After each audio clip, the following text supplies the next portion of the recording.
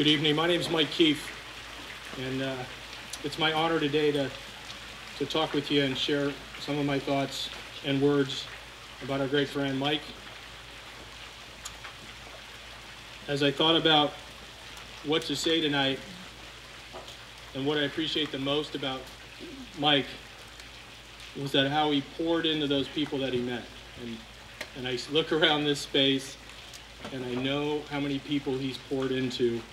And he didn't seep or drip. Mike Mitcheom poured into people. So I picture like a 5-gallon bucket being dumped into a 4-gallon bucket, right? And then it overflows. And that's really what I thought about most about Mike, is how it overflowed beyond the people that he first touched, and it went into friends of friends and friends, and it just grew to this amazing love.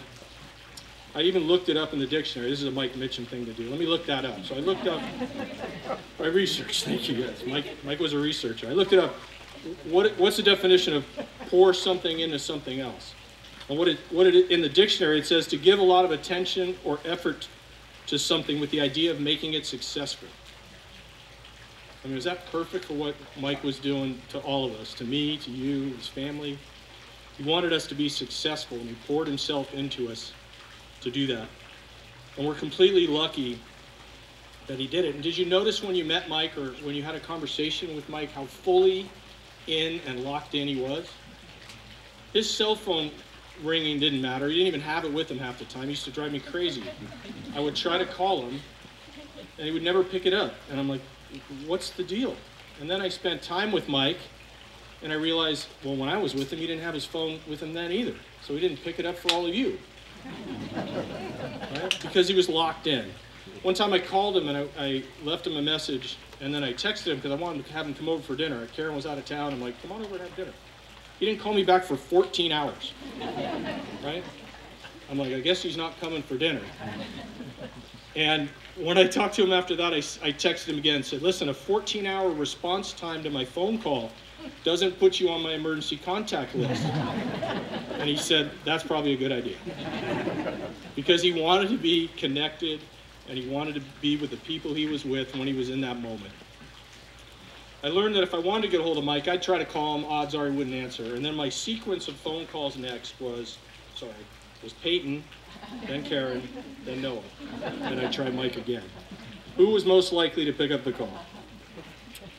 Mike overfilled all of us with his positivity, for sure, his optimism, his energy, support, his love, laughter, his strength, his friendship, and his goofiness. The memory I have from here was Mike jumping into the pool over here with a bunch of Noah's friends and family at a high school graduation party he had here. He chose to live his life looking for the positive part in every situation. He focused on that. And it's not like he didn't know that there was negatives, but he just would say, yeah, but I look at it like this. You'd bring something up and he'd say, hey, I'm having trouble with this. He goes, did you look at it like this?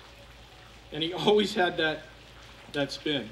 When he was first taken to the hospital, he was transferred to the ICU. And he was only allowed one visitor at a time. And it had to be an immediate family member. And the security had these rules, and they had an authorized family-only list. And when you arrived at security, they would check your name against this list and let you in. But what they didn't do was see how many times we used the same name over and over and over. And then what they didn't do is they didn't put the blank name tags away at night.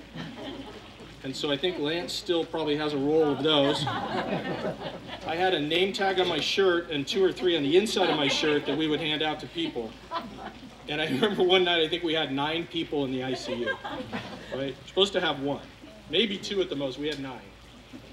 And it was because it was so many people wanted to come be around Mike and Noah and Peyton and Karen and show their support and love. And the people who couldn't get in, I looked out of the hospital out a window one time and I saw a bunch of you outside just standing around talking out in front. Students, kids that he's coached, parents that came by just to be together. And I witnessed all that love and strength and courage that Mike had poured into Karen and Peyton and Noah and his family. I watched that overflow into the hospital each and every day. And it was almost immediately that the doctors and the nurses and the technicians and even the security staff, when we actually came in the front door, we learned that we could go in around the back door. But they could get an amazing sense of the love and the kind of man that Mike was by all of us that came through. One day I was having lunch outside outside of the cafeteria, and one of the doctors came up and sat with me, one of Mike's doctors. And he kind of started tearing as he was telling me about the impact that Mike's family had on him and the hospital staff. And he said they all talked about it that morning at their briefing. And they all had went home and talked about it with their families. And they had this strong emotional impact from seeing the overflow of Mike and his family in the ICU. And he said it was just not typical as he was tearing, as he was talking to me about it. You know, Mike's condition was really serious the entire time he was in the hospital. But no matter how bad the results were or the information that we got, at some point, one of us would always say, yeah, but you don't know Mike Mitcheom. Or, so you say we have a chance. After that, one day, Peyton, Noah, and my son Aiden and I were sitting outside, and we started watching a couple honey badger videos, right? If you don't know about the honey badgers, I'm going to teach you a little bit about that. But we laughed about how this honey badger had this unrelenting spirit that was very similar to what Mike has. And later that night, I couldn't sleep, and I looked at my phone, and up popped the honey badger video on my phone. So in true Mike Mitcheom style, I researched, and I went down this rabbit hole in the internet of looking and reading about honey badgers. And this is what I found. There's a woman named Dr. Tanya Lowe. Do you know she wrote a paper about the 16 leadership traits of a honey badger? Honest to God. I'm going to read you some of this. Now picture Mike Mitcheom. Here's the traits of a honey badger. Relentless, tenacious, has a reputation for performance. Fearless, doesn't use fear as an excuse ever. Determined to succeed, never afraid of larger-than-life challenges, is outcome-driven. Focuses on strengths instead of weaknesses. Doesn't associate or waste time, is my favorite, waste time with negativity or other badgers who are not like-minded.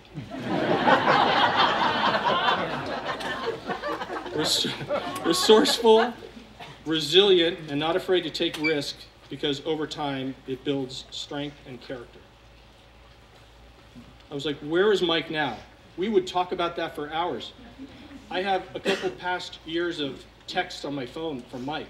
And when I went back and looked at him recently, I realized that what we did most was just text random stories like that to each other that we found on the internet, and then talk about it for hours and glean some little pearl of wisdom that we would overshare with our kids. Right? We would just say it over and over till they're like, okay, shut up, I don't want to hear it. Right? But that's kind of how we did, and we would have talked for hours about that one.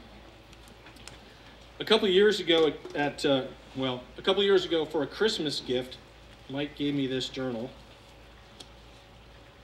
I got it in April. We laughed about that. But that's how Mike was. He would never give a gift just because it's Christmas. He gave a gift because it had to have meaning to him. And at this particular time, it hit him. And on the back page of this journal is a handwritten note from Mike, the whole back page. And it talks about how Mike thought I should write down some of my firehouse stories and other adventures that I had talked with him about over the years. And I never started that book. He'd asked me a couple times. He even bought me a membership for Masterclass because he thought, if you get on there, they'll teach you about how to write a book and the story, and it'll be good for you. And he kept pushing me to do it, and I hadn't started yet. But I left the book in a spot in my house where I could see it, so it would remind me that one day I need to do that. Well, the day I needed to do that was the day that I got the call about Mike. And I grabbed this book and I brought it to the hospital. And if you guys were with me, unfortunately you saw me carry this book around for the next 8 days. I journaled every single day that I was there as much as I could because somehow I felt like there was a Mitcheom comeback coming. And I wanted Mike to have it. I wanted him and his family to be able to read it. I wanted him to know about how strong Karen and Peyton and Noah were, and how many people were just surrounding them with love and poured into them. But now this journal starts at the end, and it's not about me. It's his story, not mine. And if you read the first 20 pages in this book, the last days of Mike's life, it doesn't tell the whole story. It tells a really sad, heartbreaking story about loss of a beloved husband and a father and a son-in-law, a brother, uncle, one of our friends that left us too soon. But what if I started the book at the beginning of Mike's life? What an amazing story it would be if we read it that way. I only know some of the story. I met Mike about 15 years ago, but Mike's filled me in on the other part. Some of you know all those pages. I can only imagine what that book would be like. It'd be filled with family and friends, and then more family, and then becoming a high school athlete, a college athlete, finding some more family, meeting Karen, the love of his life, Bobby McGee's owning his own restaurant, raising 2 amazing children, now adults, business success, vacations, building friendships, coaching, laughing, Cal Poly, Cal Berkeley, pouring into others, and on and on and on. In the end, there was a comeback, but it wasn't the one I had envisioned. You see, Mike had checked the box on his driver's license that said he would donate his organs. And in the final hours of Mike's life, Karen, Peyton, and Noah could hear Mike's voice clearly, and they said, of course, Mike would want to give that amazing gift. The next 5 long hours involved the process of searching for a match, and a match was eventually identified, but not just a match that had family connection. And I'll tell you that happenstance leading to the match was literally impossible to happen.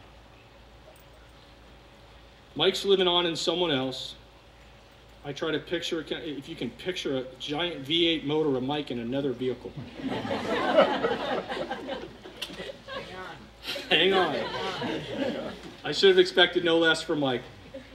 And on the last page of my book, Mike's story ends, surrounded by the love of his family, and another family cries tears of joy as their loved one gets more pages added to their story. And in true Mitcheom positivity, I think Mike would say this about his story. Don't focus on the end. Read the whole book. Yeah, it ended too soon, but man, did I get a lot in there. I'll always do my best to try to focus on the whole story of Mike and his legacy, and not just the 8 days I wrote about in this book. And I can't understand why he's gone so soon. I'm still in disbelief, and I'm paralyzed at times by sadness. But then I clearly hear his voice. Get up, go find happiness. Don't miss the next experience. Live and enjoy your life, smile, laugh, and be strong. I'm so thankful Mike Mitcheom poured into me.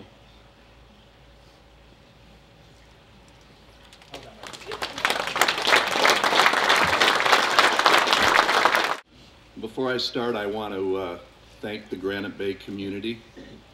You are absolutely overwhelming with your generosity and your love. I know a lot of people put a lot of effort into this, and I know Karen and the kids and our family all really appreciate it a lot. Special shout out to the Keefs for all they did. They were there with us every minute of that hellacious 7 days. The Soros family for opening your home. I'd like to know, Lance, if I can use this on call at any time, but because it really is a great place to gather.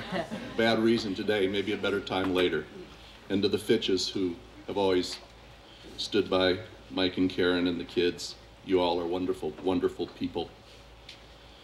I also want to shout out to my wife, Lisa, because from our marriage to the birth of Lauren and Ashley, to the marriage of Michael and Karen, the addition of Peyton and Noah has been the rock that's held our family together, and without her, I'd be lost. You know, Mike and I used to do a lot of public speaking. A lot of people don't like public speaking. They don't like getting up in front of 100 people and having to talk for an hour about anything. But he and I would do seminars in Pennsylvania and Arizona and Southern California, and we would always have to flip a coin to see who was going to get to do the speech.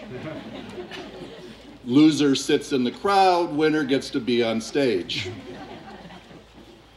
And I was thinking today, this is sure one of those times I wished I'd have lost that coin flip. Mike and I had a very unusual beginning in our life. We didn't realize we were around for about 17 years, but for the last 36 years, we made up for a lot of lost time. I mean, there was golf trips and cruises and family vacations and lots of hundreds of great lunches. Every time we got together, it was like we'd just seen each other, couldn't wait to fill each other in on everything that had been going on. Some of those lunches lasted a little longer than Lisa and Karen probably would have liked. But we had a great 36 years. We realized early we had a lot of similarities. We had the same name. We shared the same birthday. Our children were born in the same house.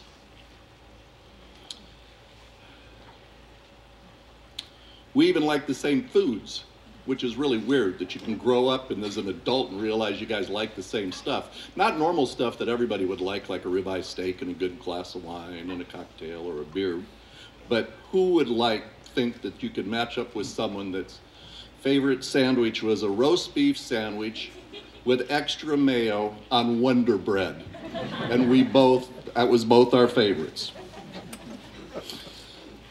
So a little bit about Mike's life. So Bill Russell, who was a great NBA player, won more championships than any other player out there, was asked a lot about his basketball career.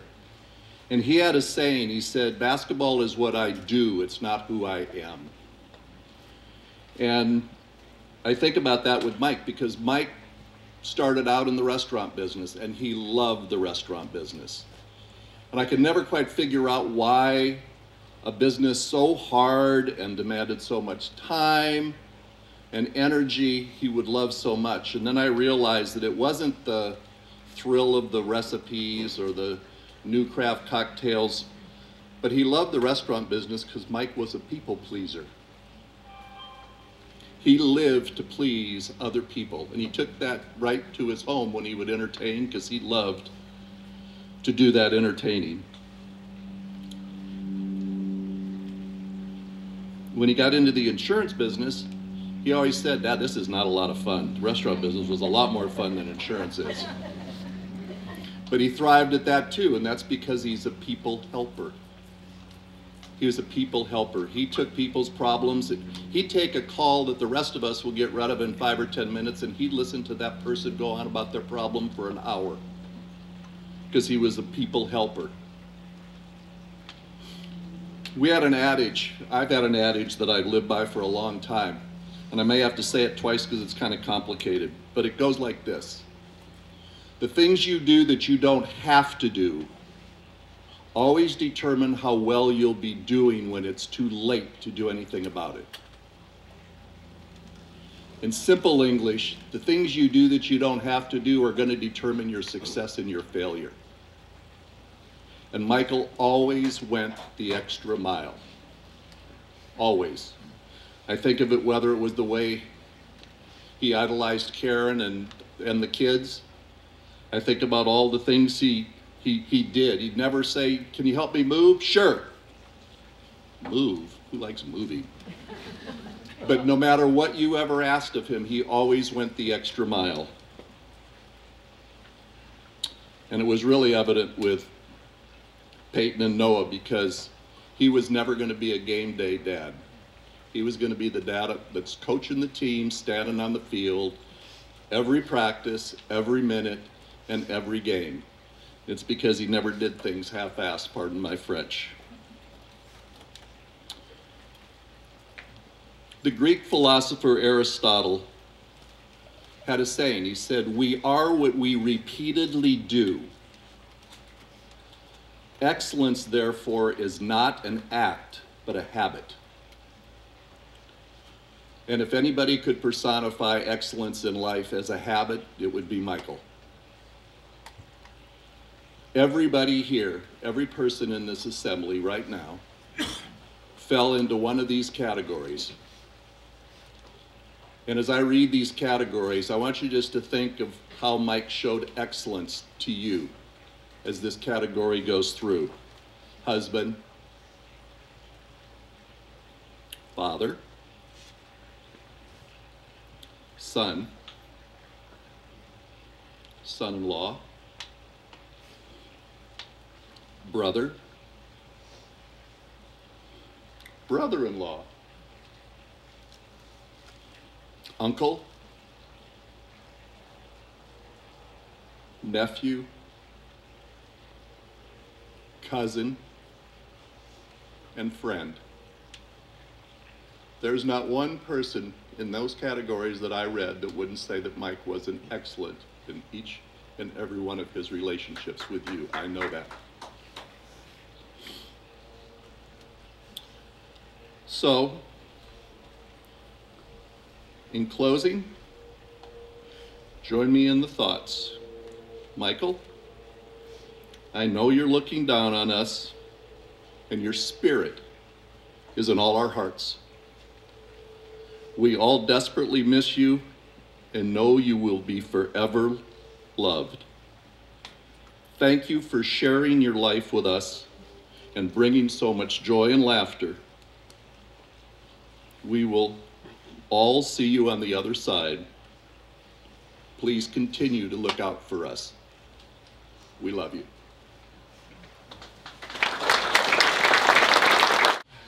This is going to be tough to get through.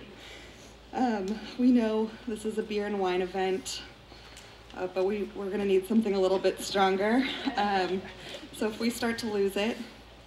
We're going to ring our bell. Do we have a bell? Yeah. We're going to ring our bell, and our drunkle fairies are going to make a delivery to help us reset.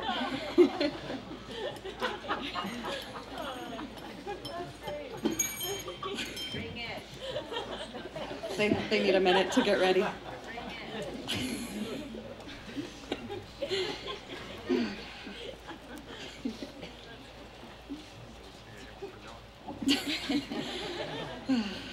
Irresistible people are like unicorns, mythical and very rare to find. Some people, regardless of what they lack, always radiate energy and confidence. Even the most skeptical individuals find themselves enamored with these charming personalities. Irresistible people are the life of every party and the one that people turn to for help, advice, and companionship.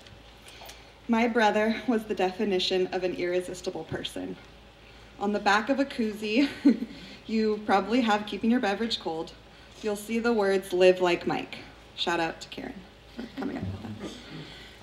Today, my sister and I are going to share what we think made Mike an irresistible person in hopes that we can all find ways to carry on his legacy and live as he did.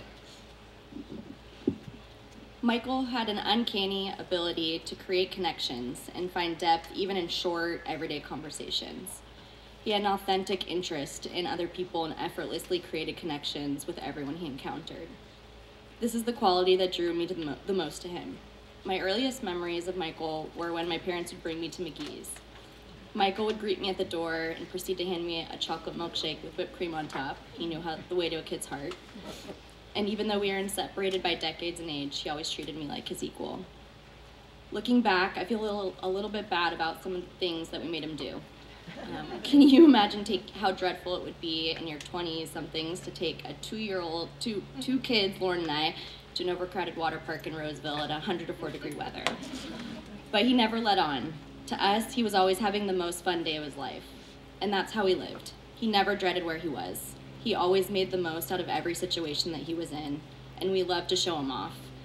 We would relish in the moments when we could say, "This is my brother," and then just let him do his thing, which was entertain and impress each person to no end with his charisma and charm. And on top of that, he gave us the best sister-in-law that we could ever ask for. Michael married up. Karen was his perfect match, someone to soften his edges, someone to nurture him, and then one day Peyton and Noah. Someone who fully embraced and accepted him for who he was. You didn't just love and respect each other, you understood each other. In their family, it was always said that Michael was the boom. He was the noise, the chaos, the crazy. But his boom is forever a part of you. And you are forever our sister. Watching Michael become a dad was hands down our favorite thing in the world.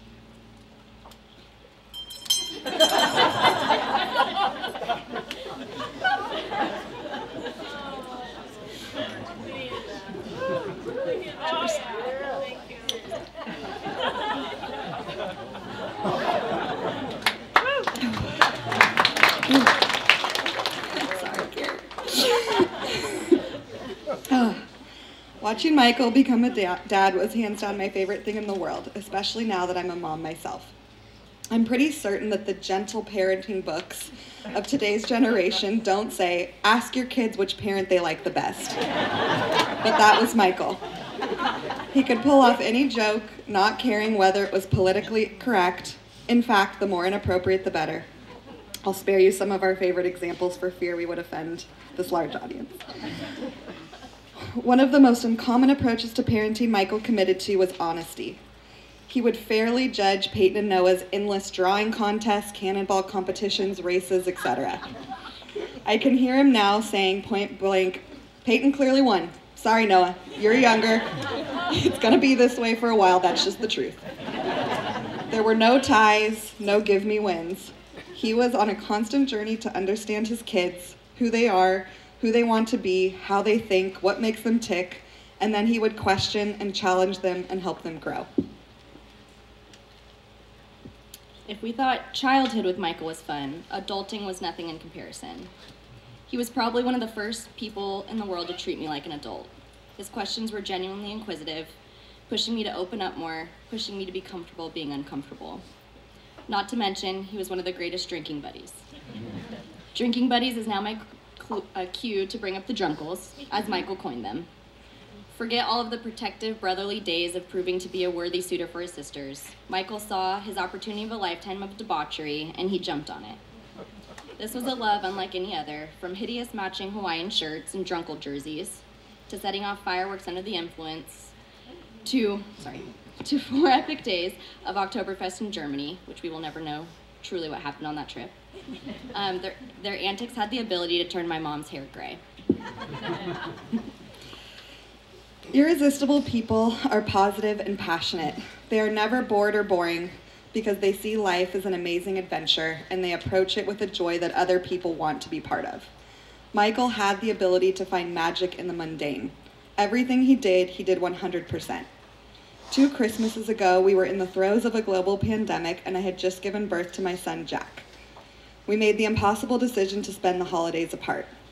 Most normal humans would just send a Christmas gift, maybe a family FaceTime, but not Michael. That would be boring, expected. Instead, Uncle Mike, Karen, Peyton, and Noah drove 4 hours round trip at midnight on Christmas Eve to land one of the greatest surprises of all time for 2 little girls. On Christmas morning, we woke up to a video message on our phone prompting us to go outside. On the front lawn was a Power Wheels Jeep Wrangler adorned with balloons that they had sneakily delivered while we were fast asleep. Nothing Mike did was small, and this is just one of a dozen examples of his larger-than-life way he lived. This year, we started a new tradition called Sib Lunch, aka sibling lunch. Michael found himself somewhere between a boomer and a millennial, so he had a tendency to abbreviate anything he could, and he'd be really pissed at me for bringing that up. Ashley and I would block off our work calendars for an estimated 2 hours for said Sib Lunch, only to return a casual 4+ hours later. 4 hours spent like 4 minutes when you were with Michael. Conversations were broad, ranging from parenting tips to planning our next exotic family vacation that Lisa would inevitably shoot down, but focused primarily on our shared admiration for the adults Peyton and Noah have become. At one lunch, we spent hours talking in circle, wondering when the hell Cal was going to give Noah the call that he had officially made the team. Witnessing Noah's dreams come true was truly one of the greatest joys of his life. After Peyton's 21st birthday in SLO, Mike told us, "I realize my daughter is really freaking cool without trying," in a Michael voice. "She had her sights set on skydiving and told her friends that they could come along, but that she was going to do it no matter what. 14 buddies ended up jumping out of the plane too. 14, can you believe it? So legit." Peyton, he was always gushing about how you possess a unique ability to blaze your own trail and don't look to others for validation because you're confident enough to find it within yourself. We had a family dinner in Berkeley in May to celebrate my dad's and Michael's birthday, as well as getting into Cal, go Bears. Afterward, Mike sent a text to our family group thread.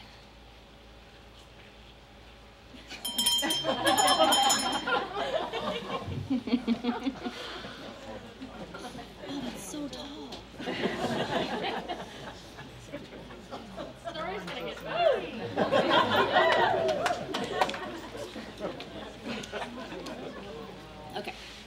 His text said, "Sunny days like this is what should be remembered, even when the clouds roll in. This last week is really what life is about. Birthdays, skydiving, graduations, babies to be born, happy kid videos, writing books, careers on the rise, family dinners, dreams coming true, just this week. The sun is shining bright on our family." The last line gets me. The sun is shining bright on our family. Well, right now, all I know is that the clouds have rolled in. It's unavoidable not to admit that Karen and Peyton and Noah have been cheated. There's no denying that this is unfair. But Michael has changed and shaped your lives, and you will never stop learning from him. If he had to leave this world when he did, he left on a sunny day that he worked so hard to get us all to. Knowing that Peyton is going to thrive in her remaining year at Cal Poly, going abroad and beyond, he knew that Noah would be taken care of at Cal by his football family. And most importantly, he knew you were happy, because at the end of the day, nothing mattered more to him than your happiness, no matter where that takes you in the future. He got us here, and I'm forever grateful for that. On his last night with us, Mike and Karen made the drive out to the Bay Area to celebrate my sister's birthday and to meet Lucy, the newest addition to the family, who was here. While sharing a few cocktails, we listened as he very excitedly showed us pictures and videos of South Dakota, stating in a very Mike way, "Sometimes you don't realize how proud you are of where you came from until you see it from someone else's point of view." We laughed at him for parking on the street instead of the dirt parking lot because he said he didn't want to get the Raptor dusty. We relished in the fact that we were together, enjoying good wine, great food, and even better company. It was truly a great night. I'm glad we got that night together, but I hope that no one dwells on the last moments with him, because his life cannot be defined by a moment. I keep going back to a few months ago when he gave me career advice at one of the SIB lunches. He said, "It doesn't matter how you got here because you're here now. So now you have to think, what's my next step? It's never too late." Being here at his memorial, it's the last place on earth any of us ever wanted to be. And it doesn't matter how we got here because we're here now. So what's our next step? I don't exactly have an answer to that question yet, but I will end with a few things that I'm thankful for.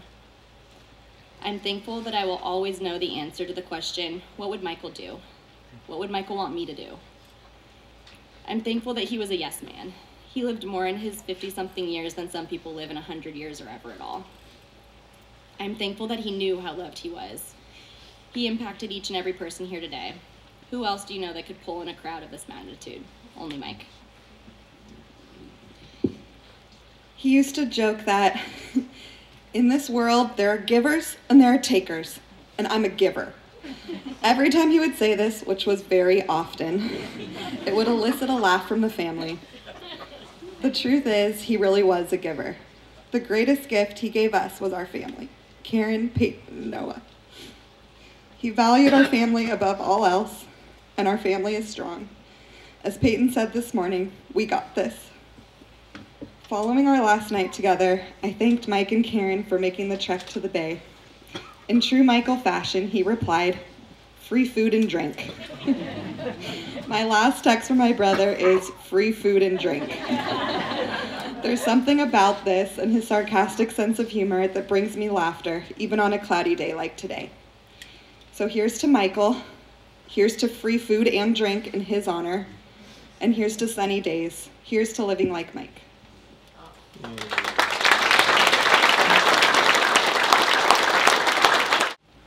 I think this was a lot easier this morning when I was at home in front of my family. So, awesome speeches. Just a privilege to be here. My name's Patrick Fitch, and I was Michael's best friend. I want to thank everyone for coming today. This is an amazing community. I know Mike Sr. said it. Granite Bay has just been a blessing for us, and this community is amazing. Thank you for Lance and Stacy for hosting this gathering, to open your home to everyone here, to be able to have this tribute to Mike. To Karen, Peyton, and Noah, I love you. The opportunity to speak about Michael is an honor. I hope to make him proud today. Mike and I met 13 years ago, almost to the day. My family and I had just relocated from New Mexico, and we were at my daughter Maddie's first soccer practice with her new Granite Bay team.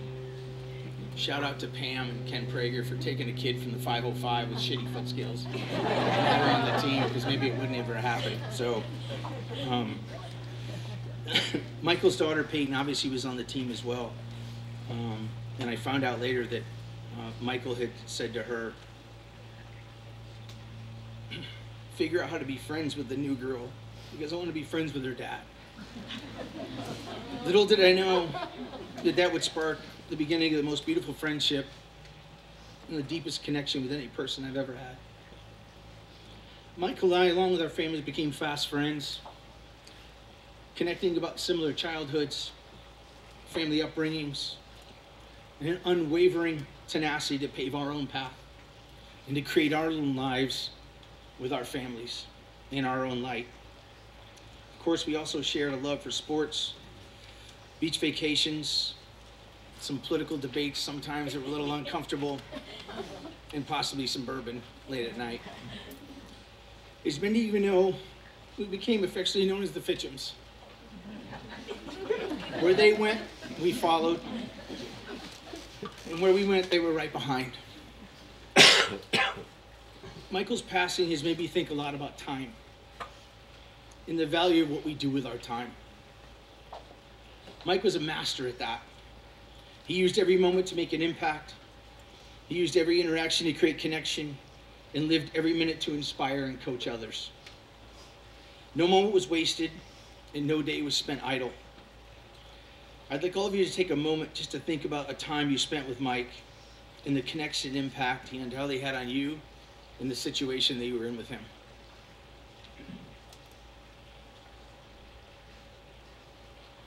The thing about time is none of us know exactly how much we have and what's left. Michael lived as he knew exactly how much time he had. He seemed to live by a mental list he methodically and deliberately would check off and accomplish. Always the next step. He often would say that the key to life and happiness was to marry the right person. Check.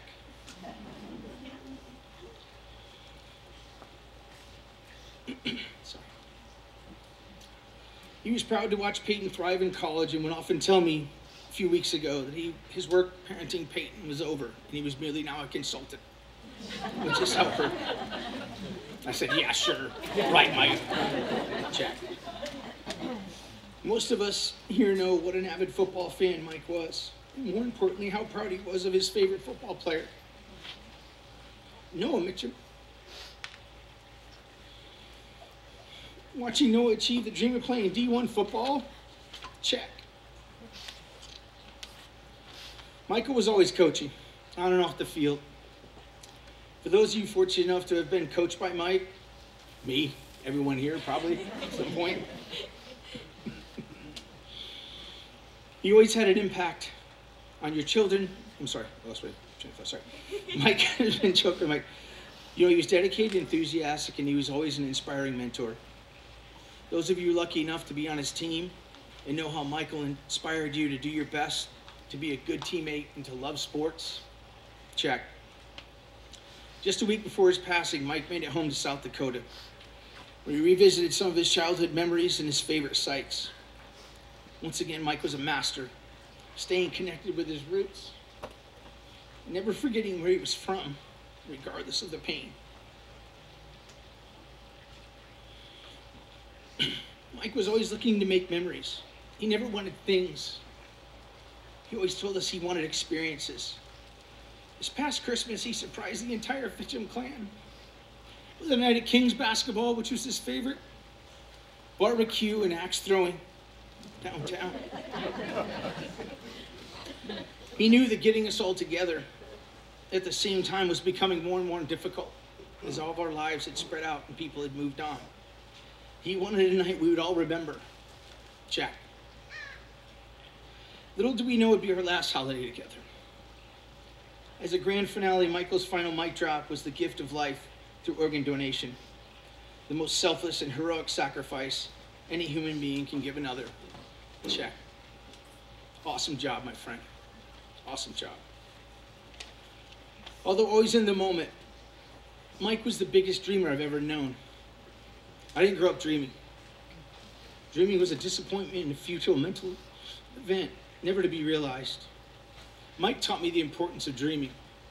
And not only dreaming, but to dream big, huge.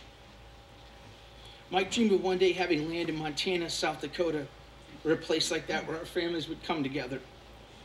He would describe an enormous Christmas tree during the holidays, a grand fireplace, a huge kitchen for cooking and laughter, and more importantly, rooms for our kids and their eventual families.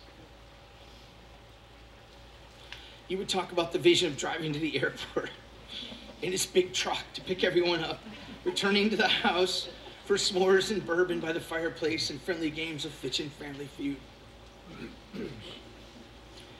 He dreamed of calling it Tatanka. Tatanka is the Lakota word for bison or buffalo. And to the Lakota people, a buffalo symbol stands as a reminder of the great animal which completely gives of itself until the very end. The buffalo is a symbol of self-sacrifice, and it gives until there's nothing left. To be generous and give without what you have to others in need. Or to honor them is the most highly respected way of living. The last message I ever received from my best friend was a photo of a bison he had seen while on a recent trip to South Dakota. The photo was simple like Mike, but was impactful. And it was capitalized Tatanka. I'll do this once again.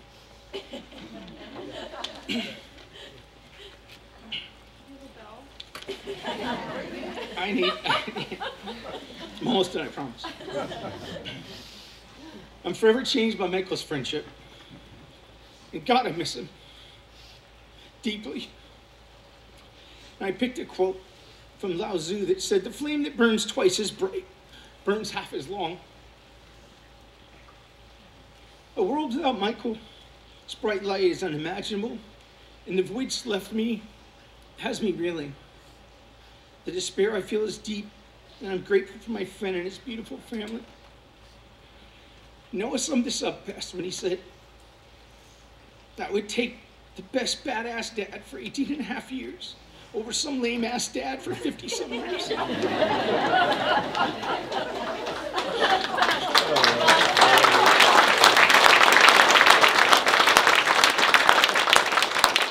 Michael's bright blame now lives in Karen, Peyton, and Noah, and through the Fitch family and through everybody here who's come here today. I will conclude with this. There's one thing I know for certain. I didn't get enough time with Mikael, yet somehow, in true Mikael Mitcheom fashion, it was just the right amount of time. I thank everybody for coming. I appreciate it.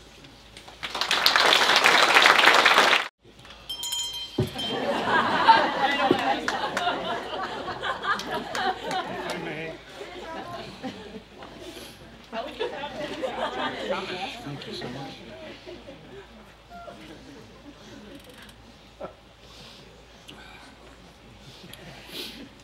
Everybody stayed so well composed. I'm like, how the heck am I going to do that? I'm Sean Coyne. I'm Michael's brother. Come on. So, it's always interesting explaining my brother to people. He came into my life at such an interesting time. I was just entering my teens, and I was just discovering girls, just discovering just how to be in groups and sports and just in society. And he came equipped with so much knowledge, and I just was thirsty for that. It was so great to have this strong figure who was just 3 years older than me, but just would sit up late at night and talk about a girl I liked and what should I do, Mike, to get her attention. And he always knew what to say, and it worked. He was always so driven and focused on. I saw him accomplish amazing things in sports and in weightlifting and even in school politics. Just he saw something and went after it. in the lines of the Tatanka, I didn't really realize that was such an iconic thing that he had locked in on until just recently. But in South Dakota, the Tatanka is a vision of a strong beast that, like he said, gives to the end, but they also face into the storm. You'll see a Tatanka in the worst of times, they will face into the storm and let it beat them. And that's why they're so tough and focused. And that was interesting how Mike would go after a challenge. He wanted to be uncomfortable. He wanted to be challenged. He wanted to change and have an experience. And so having a brother growing up like that, it was always so inspirational. He followed dreams that I never could imagine, and he always wanted to hear about what I was doing in my life. I was running off doing documentaries and doing things and barely making enough to survive, but he always wanted to hear my stories. Like, what about you, Mike? What do you what's your life like? No, this and that. He's always talking about family. But I always wanted to hear about me. And we'd get together with people, and I would introduce him to new friends, and he would completely redirect his focus and invest in that person that was in the room, and we would just see him just absorb and give love to somebody. He would come and he spent hours with my daughter, who's getting her master's in psychology, and just made her feel like the most important woman on the planet. Came and sat with my stepdaughter, who was a little different, and just sat for hours and listened to her and let her talk. And I thought to myself, I want to do that. I want to know that love and investment in strangers, because he is giving so much, but he's receiving so much too. We're going to get back on track here. He also had such an amazing desire to accomplish things together. He always said, I want to do things as a family. We did some amazing family trips, that he was a part of. And then later in life, he wanted to go into business with me and do real estate deals. And I was like, I don't know squat about that kind of stuff. But he said, let's just figure it out. Let's just stumble through it. Let's just figure it out. And so we had just gotten started. The trip that he came back to South Dakota for was my birthday, and we got to spend a week together. We just purchased a property to do Airbnb together, and we sat and we talked about the next one, and the next one, the next one, and then he was opening my mind and talking about the Tatanka Ranch. He's like, I'm going to get this ranch, and everybody's going to be welcome. It's going to be so huge, it's going to be unbelievable. And we all were just like, you got this. We knew he was going to do it. And we had this 20-year plan together. So the fact that I don't get to do that with him by my side, we're going to keep pressing on with those plans, those dreams. He became a voice in my head through a couple of rough divorces. Tried to talk to me before, during, and after. And I love him, but I didn't listen to him. But third time's a charm. First time he met my current wife, we were at a football game in Denver. He said, this one's a keeper. You keep this one. So then I know, okay, Mike approves. It got to a point where, I think somebody else mentioned this too, is that I would say to myself, in a business situation, in an opportunity, in a family situation, well, what would Mike do? I would honestly do that. WWMD, what would Mike do in this scenario? Okay, well, that's scary. Okay, but that's what Mike's going to do. That's what I would do. And I all of a sudden had an empowerment to make different decisions with something that he had blessed me with. He had given me something that I know he's given every one of you, even with a moment of his time or hours and months of his time. If you met him, he gave you something, and you get to take that.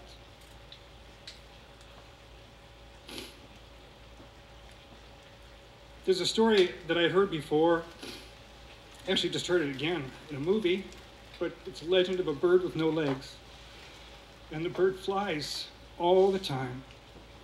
And it soars, and it sees everything. And when it's tired, it rests on the wind, but it stays in the air. And when it gains its energy, it continues to fly again. It can never land. And then one day, when it is done, it flies away. And I felt that about Michael. Michael never really landed. He always flew. Even when he was at rest and just resting on the wind, there was still an energy and a love and a momentum that he brought to everything.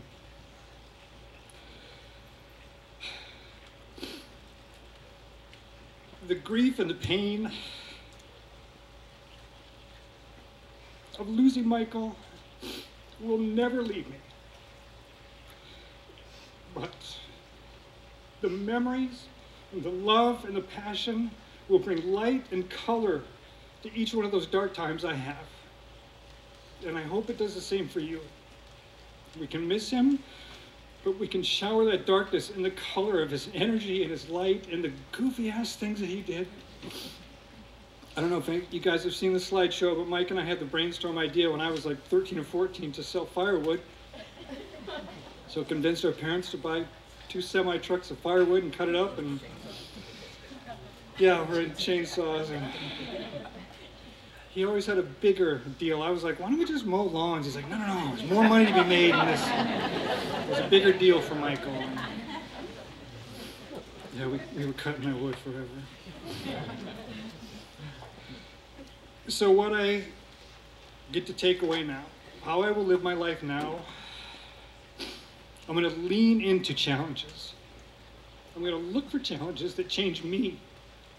I'm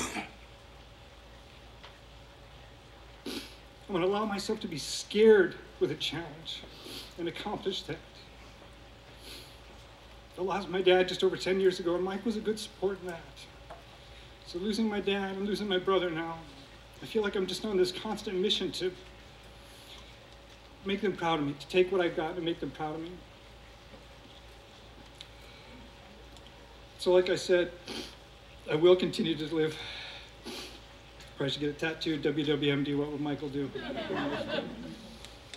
The most amazing thing here, I don't know most anybody here, but it is so incredible to just feel the love that the person that was in my life for as long as he was has affected everybody here. And we share that. He gave that to all of us. He's connected us. So I'm a video guy at heart. I was wondering if you all would humor me with one last round of applause if I film you. On the count of 3, I'm going to film everybody, and just give me an applause for Michael if you would, please.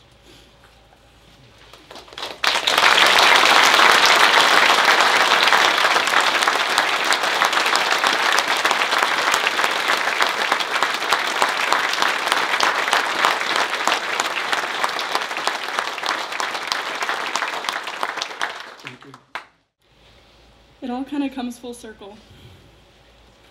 I'm honored to speak about my dad today because public speaking is something that reminds me a lot of him. If he were here, he would probably have me dressed up in some costume or singing a weird song to embarrass myself, to take my speech above and beyond others.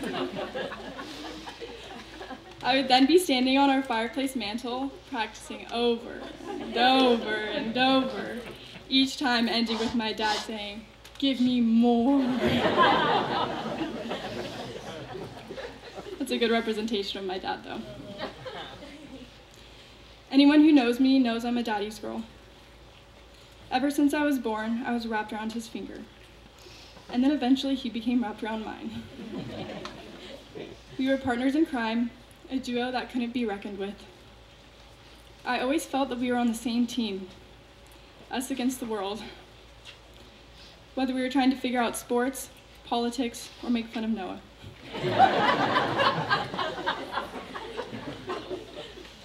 One of the things that impacted me most was his inability to let me be average.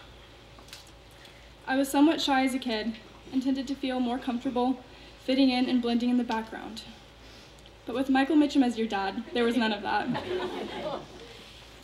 He had the most creative mind and the biggest ambitions.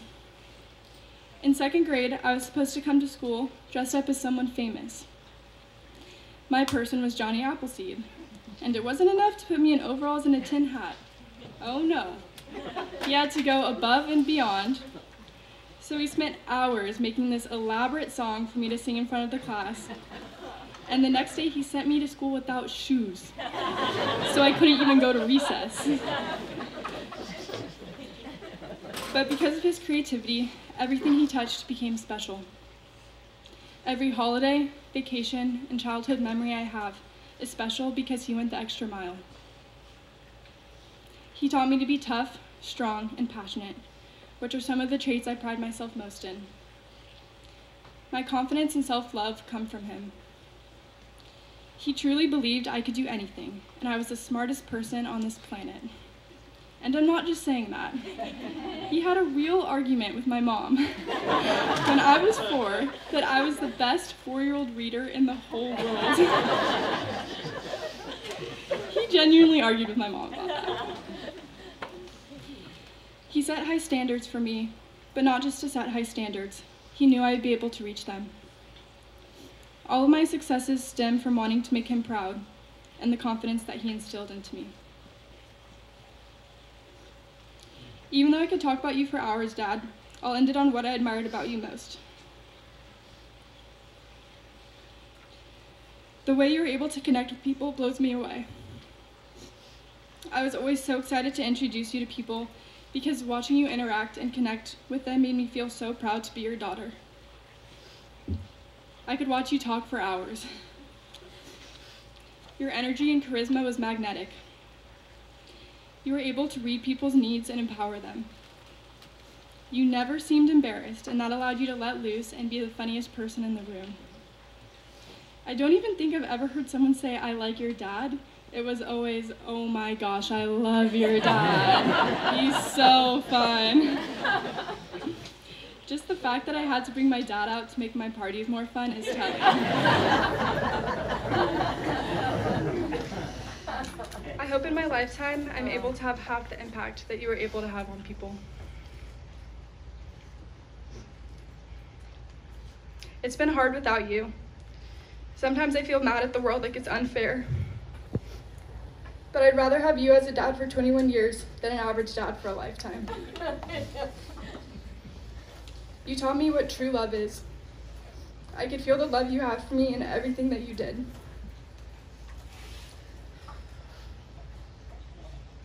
I keep thinking that you were too good for this world.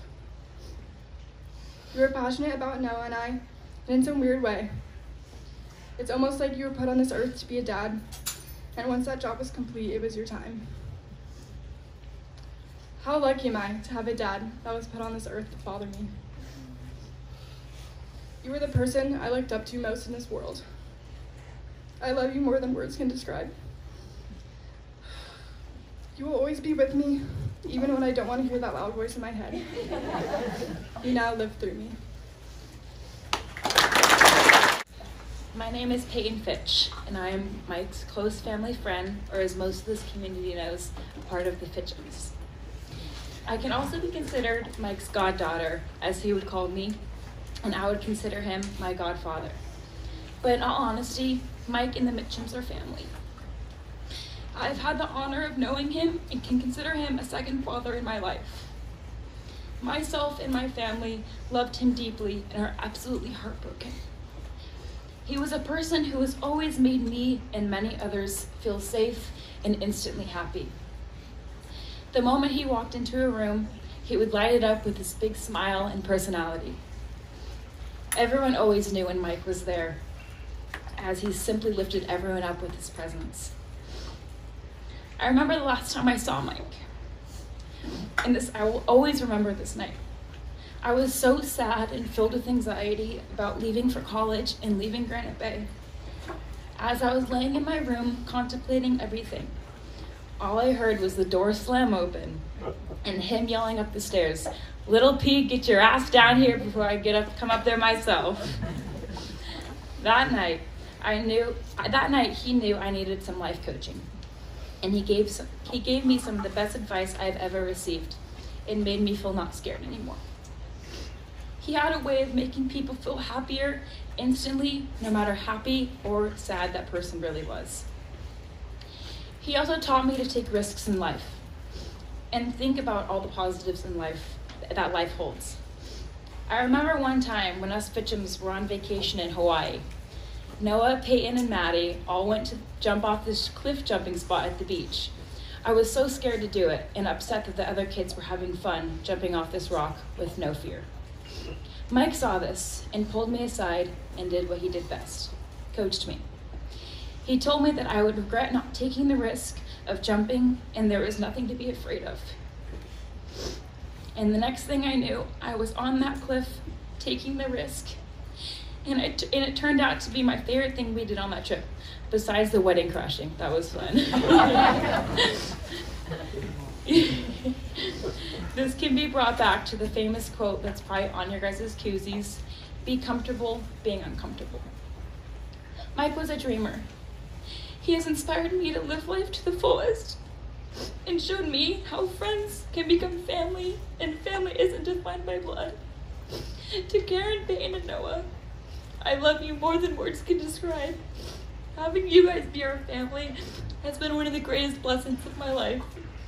And I will always be here forever, through thick and thin.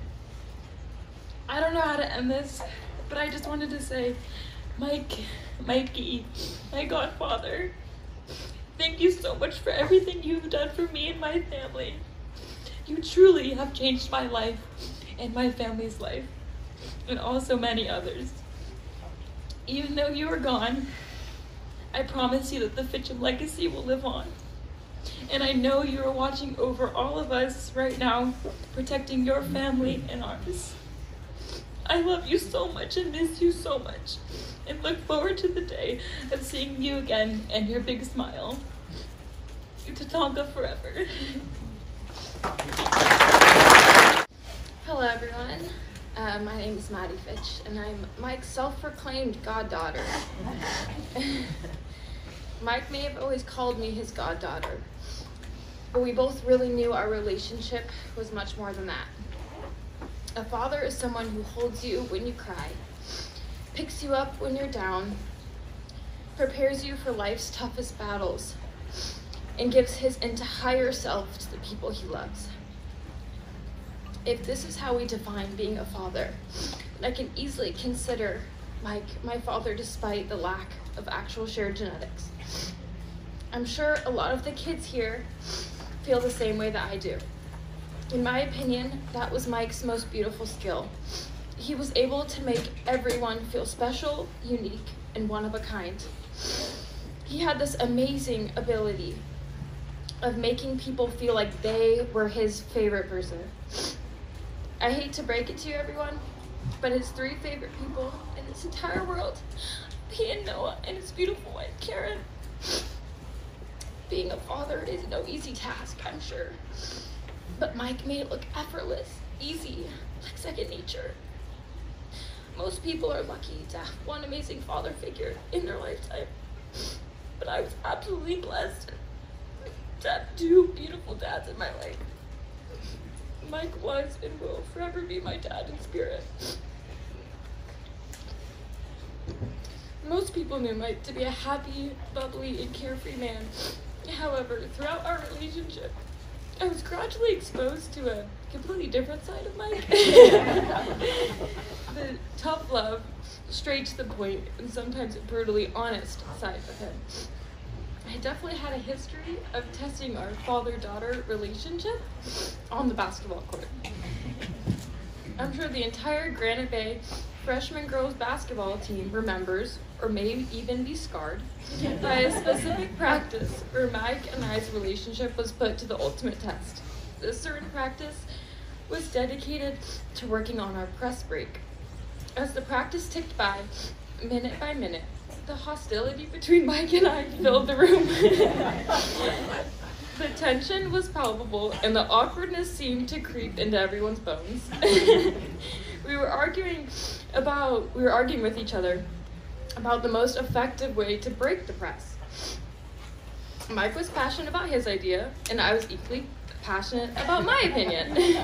The irony in this situation is that Mike was the person who taught me to fight for what I thought was right, no matter the opposing opinions. I'm sure he never thought I was going to use this life lesson against him in a freshman girls basketball practice. I vividly remember pleading my case and Mike saying with a straight face, "Maddie, don't be stupid." Looking back on this experience, Mike's opinion was definitely the right one. In hindsight, the press break wasn't working simply because I couldn't dribble and I kept passing the ball to the defending team. I was never one to challenge or argue with coaches, but Mike was different. I felt comfortable poking him, testing him, and even sometimes pushing him too far. However, Mike did the same thing to me. He constantly pushed me to be a better teammate, athlete, friend, woman, person. That was the beauty of our relationship. We both pushed each other to be better. My life will forever be changed because of Michael Mitcheom. I would not be the woman I am today without his wisdom, support, and unwavering love. Mike was larger than life, and that's how he will be remembered. Thank you. I've known Mike since first grade. He was my first coach, and he was my best coach. He coached the best soccer team I've ever been a part of. I wish Diego could be here today. I would have a lot of thank yous for him. But all those boys over there, blasters, man, that was a good team. But in knowing him for 11 years, I don't think I've ever once referred to him as Mike. It used to be Mr. Mitcheom, but that was too formal because we became friends. 35 years apart, but he was one of my closest friends. And so he became known as Terrence. Not sure why. It's because of Noah, but we were close.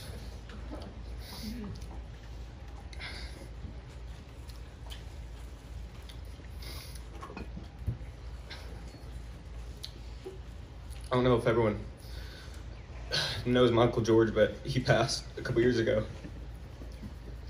And Terrence came out to the funeral, and he always taught me to bring glasses to funerals. Because people like me were criers.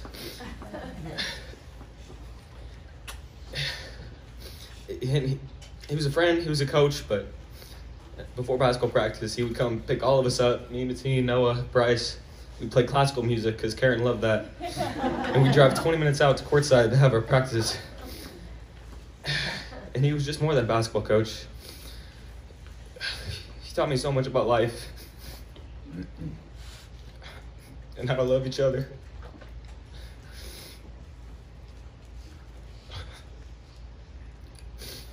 I think about timing a lot.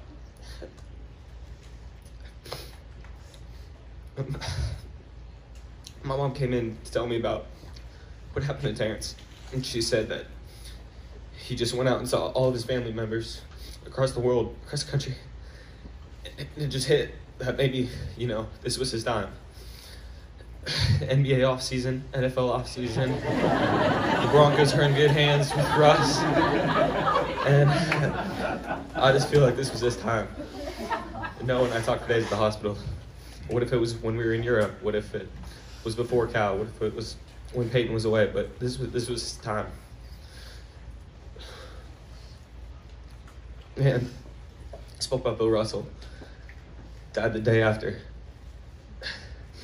Terrence passed, and I just know they're up there. We always talk about working together, trying to fix the Kings, because ever since me and Noah have been born, they haven't made the playoffs. And that was our goal. And, I gotta try and carry that on. Fix the Kings, yeah. And, I'll just finish with this. I love Kobe Bryant. I idolized him. And what he did for women's basketball was amazing. And I saw that with Peyton. Every game, I'm sure it got annoying, but she was the star because of him. And no, man, football season was great because of him.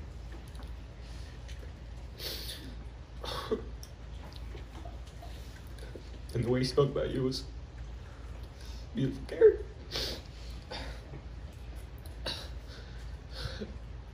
So, I'd just like to thank everyone for listening to me. I hope to see Harris again one day. Those look like comfortable shoes. I wish I had a pair of those shoes. Mom always said you could tell by a lot by a person's shoes, where they're going, where they've been. Mike and I wore lots of shoes. If I think real hard about it, I can remember our first pair of shoes. They were construction boots. Then we wore some real fancy shoes. We were at Bobby McGee's. We met our wives there. Then we did some insurance. That was pretty boring. But I got to wear flip-flops, I did.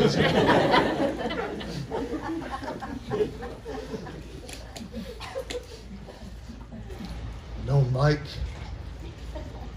since the beginning of time, it seems like. He was my best friend.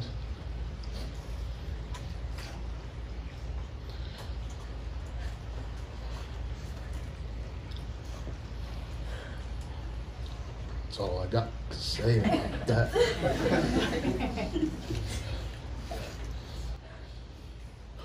Ooh, that was hard.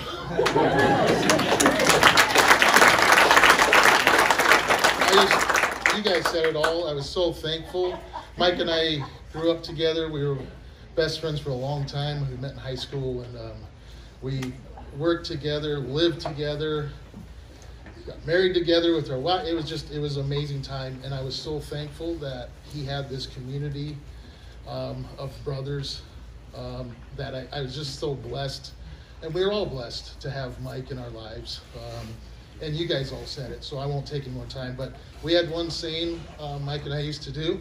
So I'll say it first, and then I want you all to kind of lean back, and we'll all say it together on the count of 3, okay? So we would say, "You-whoa, fucker!" So on the count of 3, we're going to look up, all right? And then 1, 2, 3, we're going to say it. Ready? 1, 2, 3. You-whoa, fucker! Hey guys, thanks everybody for coming. Really appreciate it. It's my wife Stacy. I know you all thought I was his daughter.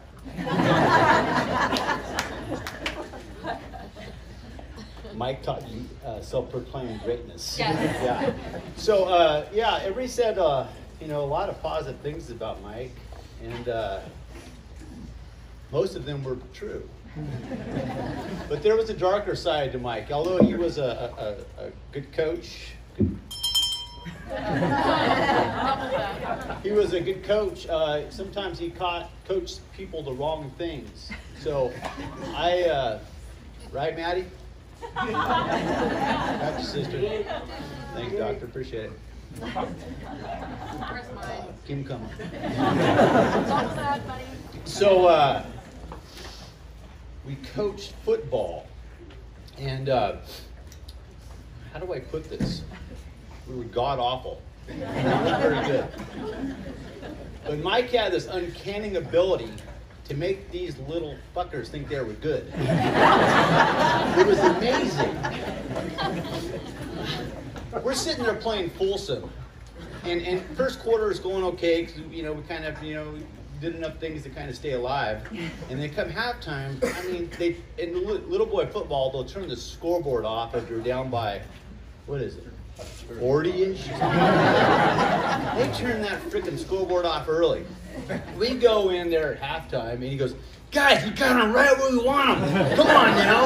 You can hear him like, "Come on, guys, you're legit." He had them believing that we had a chance the second half.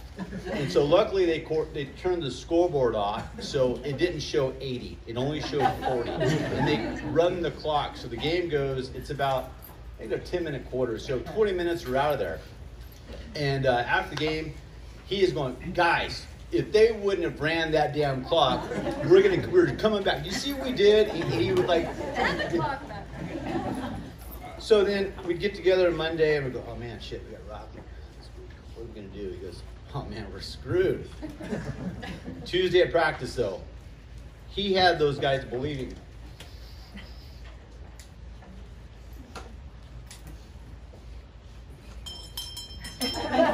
He had those guys believing that we had, thanks. Oh shit. God damn. All right, so he had those guys believing that they had a shot. We went through that for 10 weeks. I don't know, we won 2 games a year. And he had those guys believing, but we're so good. We got so much talent. We're going to be just fine. We're going to keep. We did. We kept grinding. He kept believing. He kept believing and feeding those boys. I thought it was a lie, but it was the truth. He made those guys believe that we could overcome.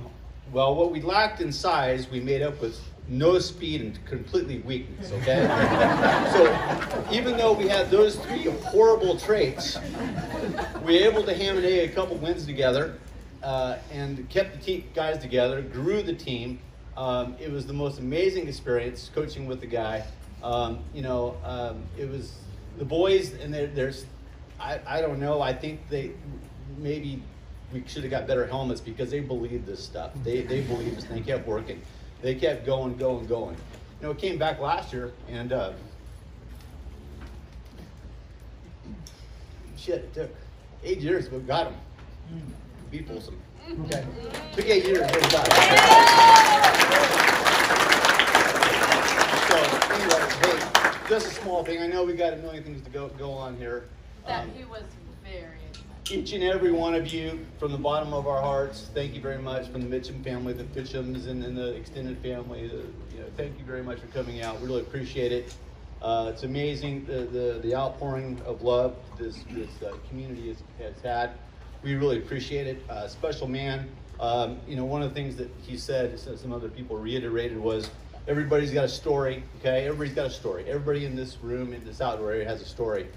And it's important that, it's your story. It doesn't matter. It doesn't matter. It doesn't matter your story. You can overcome problems. It's just fine. If you were to be around Mike Mitcheom, as everybody in this room has, you know that. So thanks, guys. Really appreciate it. I'll turn the mic over to Stacey. You want to say something? Yeah. Okay, good.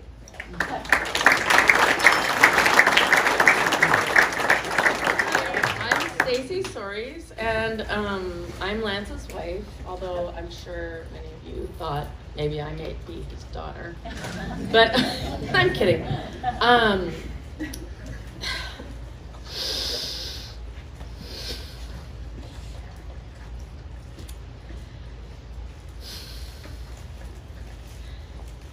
Losing Mike was like losing a member of our family. Like a brother or the favorite uncle, the person that was always there around for you. I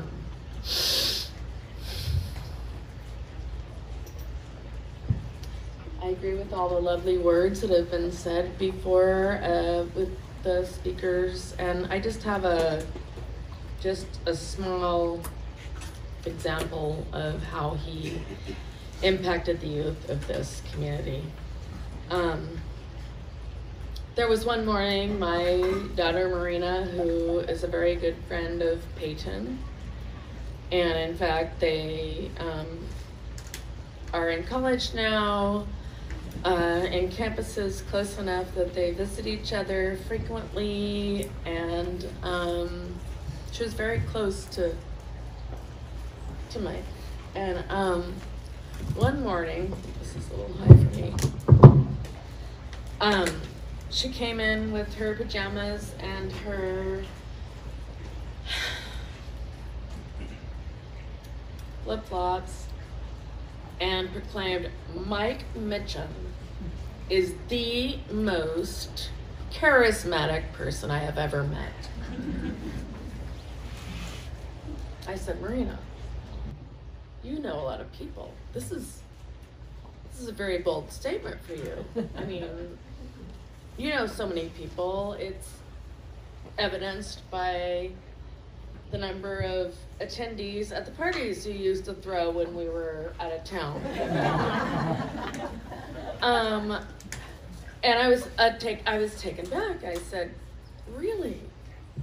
Mike Mitcheom is the person, the most charismatic person you know. And she said, absolutely, without a doubt. And so I just kind of thought about it for a minute, and we were in the kitchen, and I said, you know what, Marina? I agree with you. Mike Mitcheom is also the most charismatic person I know.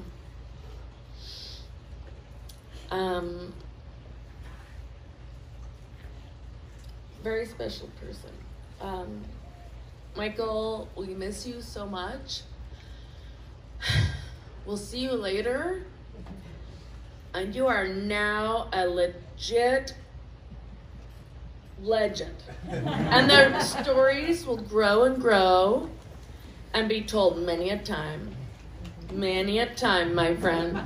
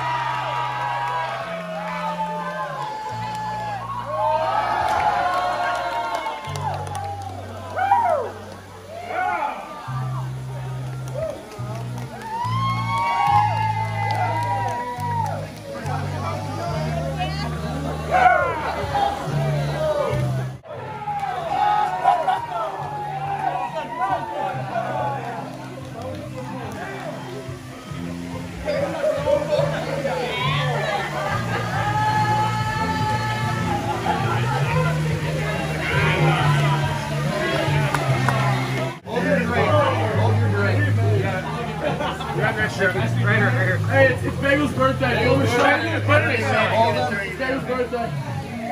The birthday shot, Lance. Or a big one. I need a double. Lance, one for you. Hey, boys. To Michael Anthony. Oh, you're one more. I'm walking around. I'm like, oh, that's right. I'm walking around. I'm like, oh, to Michael Anthony. Michael. Long live the king. I see a baby. I see a baby. I see a baby.